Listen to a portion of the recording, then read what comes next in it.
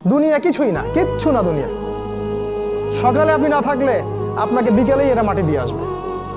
চোখ বন্ধ করে চিন্তা করবেন, রাত্রেবেলা আপনি পৃথিবীতে নাই, আপনার স্ত্রী, আপনার সন্তান, আপনার প্রতিষ্ঠান, আপনার সংগঠন, আপনার সব কিছু কি থেমে আছে না চলছে?